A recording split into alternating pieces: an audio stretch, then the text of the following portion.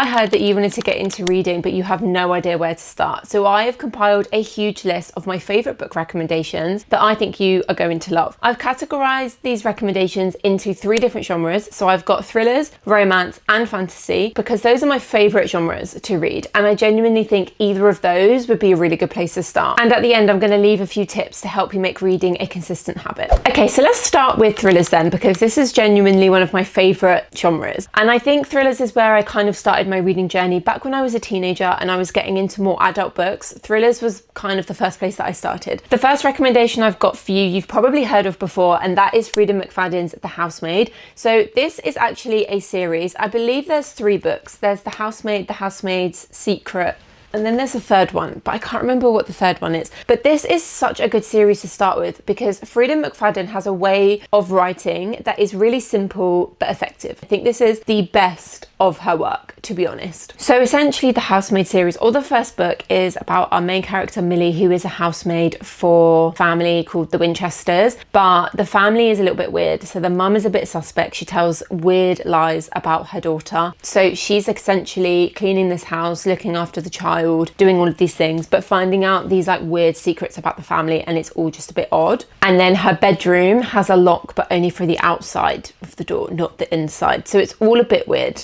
And by the time she figures that out, it's a bit late. This is such a fast-paced series, and I think that's what you need when you first get into reading, is something that is unputdownable, something that's really addictive, and just something where you will want to sit and read it all in one sitting. Another thriller series that I genuinely am obsessed with and still think about quite regularly is The Naturals. This is a YA thriller series, and it's basically about this group of teenagers. They have this like intelligence that allows them to do things that like the average person can't, and the FBI essentially hire them to help them solve unsolvable murder cases. And it is just such an incredible series. Even though it's YA, it doesn't really feel YA, and it's a lot that happens. It's also incredibly fast paced, and you can just go from one book to the next, and it doesn't take too long to read each book because they're really bingeable, and it's honestly such a great experience. And you get a little bit of romance in there as well, which I think is always really fun. It kind of breaks up the thrillery aspect of it. I think The Naturals would be such a good place to start if you don't start with The Housemaid, because it's just a really fun, bingeable read. Incredibly fast paced and just great vibes. Okay, so let's move on to romance books, because I genuinely believe that this is also another really great place to start if you are just getting into reading. The first one that I'm going to start with is actually Happy Place by Emily Henry.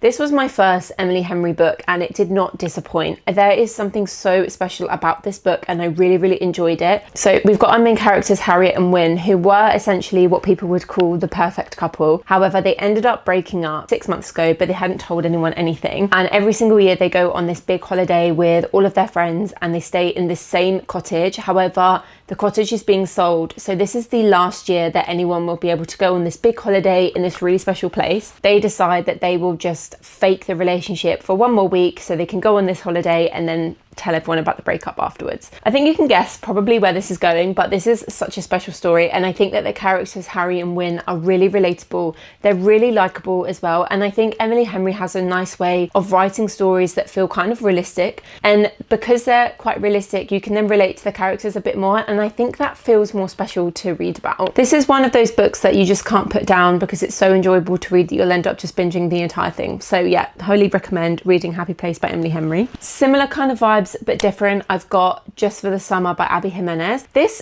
is really funny as well as being a really nice read and a really nice kind of special romance between the main characters. This also had an element of humour in it, which I think makes it really fun to read. But basically the two main characters, Justin and Emma, basically believe that they have this curse that whoever they date ends up breaking up with them and then moving on to find the one every single time. And Justin basically puts that on a Reddit thread, or it ends up on a Reddit thread somehow, and Emma sees this thread and then messages him because she thinks she has the same problem. And it's supposed to be a summer fling just to kind of break the curse, but they end up catching feelings for each other a lot quicker than they expected. I took this on holiday and it was the perfect holiday read because it's such a nice vibe. The characters again are extremely likable. Abby Jimenez has a really nice way of touching on deeper topics within her romance stories that don't feel too heavy, but also highlights some of the real challenges that come along with some of these things. And she writes about it in such a nice way that I think everybody can kind of understand or feel for the characters. So if you want something that's not just kind of a surface level romance, that's not kind of like a chick flicky kind of vibe, I would definitely go for something by Abby Jimenez. This is my favorite that I have read by her so far, so I would recommend starting with just for the summer. A really fun romance series that I think you could sink your teeth into is of course Chestnut Springs by Elsie Silver. What I love about Elsie Silver's books is they all are separate standalones, but they connect because the characters know each other. So with Chestnut Springs, it follows a group of brothers, the Eaton brothers, and within the first book, the main character is a bull rider and he needs to clean up his image because he's a bit of a bad boy, and he ends up getting basically babysat by his boss's daughter. And obviously they kind of like fancy each other, and then it follows the story of them. But I really enjoyed the Chestnut Springs series because it's just really fun. And I love that as you get into the other books within the series, you still get glimpses of the characters in the books beforehand. So it's just a really fun, easy to read series when you don't want something too serious and you just want to have a little bit of fun. I think I actually read this book in 24 hours because it is just so fun to read. It makes you forget that you're reading, but it's still a really good time. So I really recommend. The last romance book that I'm going to give you a recommendation of is The 7-Year Slip by Ashley Poston. This is such a beautifully written,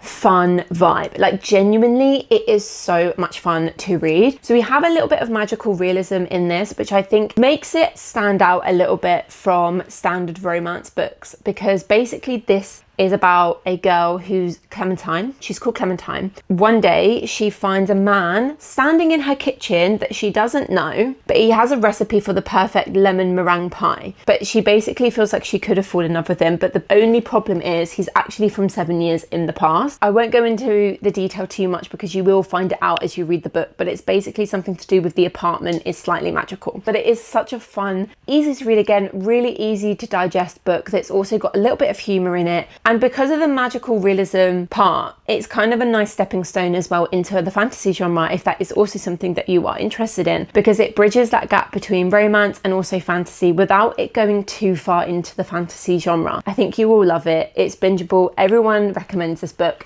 Just, yeah, read this one and let me know how you get on. And then last but not least, let's go through one of my favourite genres, obviously fantasy books. And this is a genre that I only kind of dabbled into maybe about a year ago, but it has slowly but surely become one of my favourite genres. And at first I didn't think it was going to be a genre that I particularly loved.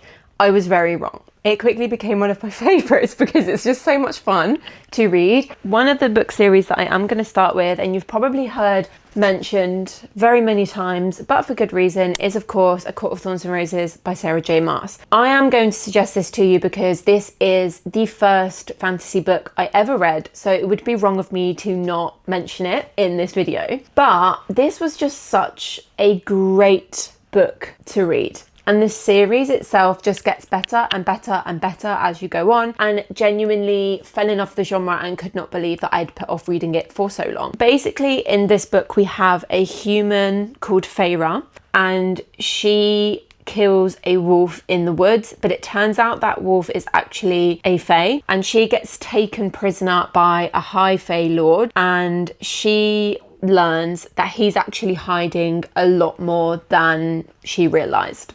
And of course, because this is a fantasy romance, there is a lot of romance within this book and the series, which makes it so much easier to bridge the gap between romance and fantasy books if that is something that you are a little bit more used to. But the magical element in this kind of builds throughout the series, so this is a good place to start because it kind of gets you there quite slowly as the world gets built. So it kind of eases you in, kind of like dipping your toes into the shallow end of a pool. That's kind of what this series feels like. So it's not too overwhelmingly fantasy as soon as you pick it up, basically. So that's another reason why I would recommend this, as well as the fact that it is completely bingeable and you're just going to fall in love and then you'll never be able to look back. I've also picked up Divine Rivals here because, again, I think this is one of those fantasy books that has a little bit more of a real life element compared to just a fantasy element. So within this book, we have our main character Iris, who is a journalist and she writes for a newspaper. Her brother has gone missing on the front lines and she wants to do everything she can to contribute to help finding him and others that have gone missing. And she writes letters to him using a typewriter that she has at home, and she puts all of these letters underneath her cupboard door. However, then they just vanish. The letters end up in the hands of Roman, who works for the same newspaper as her, but they kind of like, they're rivals. Okay, he then anonymously writes back and she gets a letter. And I think this is, again, a really nice fantasy to start with because it's not too much. It's just a little bit and it's enough that kind of hooks you in. And again, it helps you to sort of like understand and get used to the fantasy element. Because I do think for me, especially when I first started reading fantasy, anything that screamed to fantasy at first was a little bit off-putting to me. And I was like,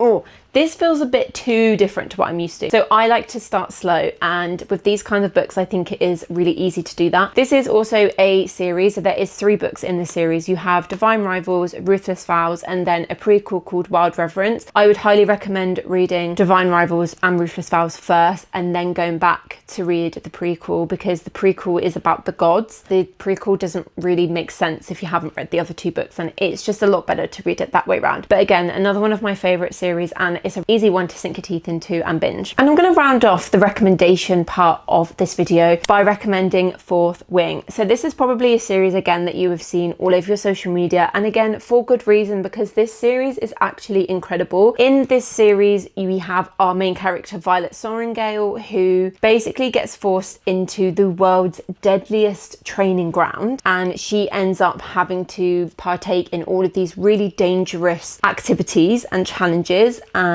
trials to get bonded to a dragon. Now, this was the first fantasy book that I ever read where you get bonded to animals, and it was such a great experience. And now it is one of my favorite tropes to read in a book because it's really special, especially if they can communicate, because there's something so great about that. I mean, who doesn't want to bond to an animal and then communicate with them? I think this is really good because it builds suspense really well, because it's really quite dangerous that all of these things are happening to Violet. And you love her because she's a strong character, but she's also learning and trying to find her feet. And I like this because it's got friendships within it, it's got an academy setting, so it's really interesting, and it's about learning. And yeah, I think this one is just really good. And I think the best thing about this is the dragons, because it feels new and exciting, especially if that's the first thing you're going to read. And this is also part of a series which isn't complete yet. We are getting some more books, but yeah, this one's really good. So if you are trying to make reading a habit, here are some of my top tips to make that happen for you. So my first tip would be to find a format that works for you, whether that is reading paperbacks or hardbacks, reading on an e-reader like a Kobo or a Kindle, reading on your phone, or if you want to listen to audiobooks. I think that finding your favorite format or a mix of the formats makes it so much more enjoyable, because you're going to reach for it a lot more, and there are benefits to all of them. Obviously, with a physical book, it feels really traditional. There is nothing more special than holding a book in your hand and like feeling the page turn, and also the smell of the books as well. Like, it is something so special. But then if you also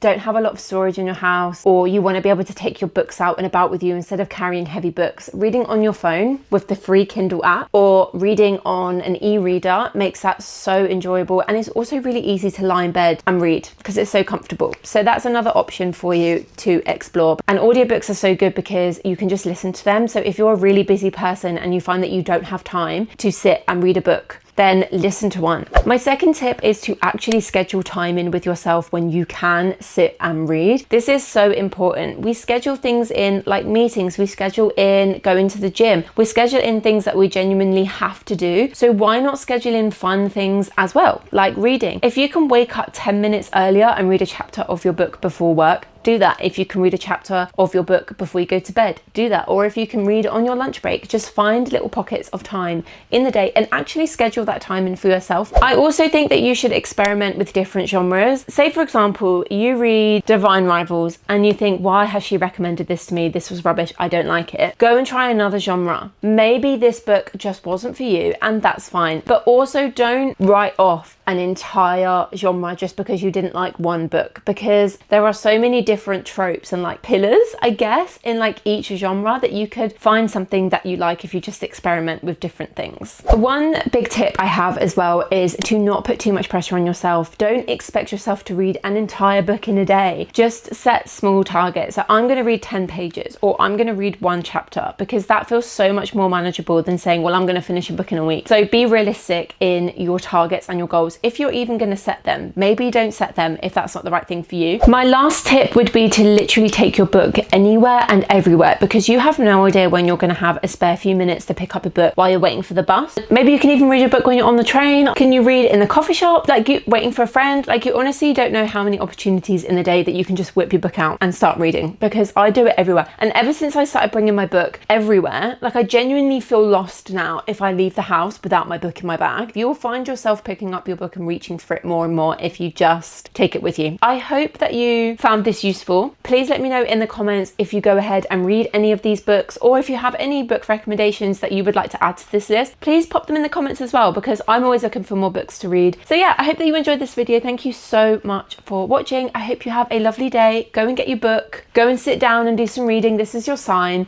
And yeah, hit subscribe if you haven't already. I hope to see you in the next video. Bye.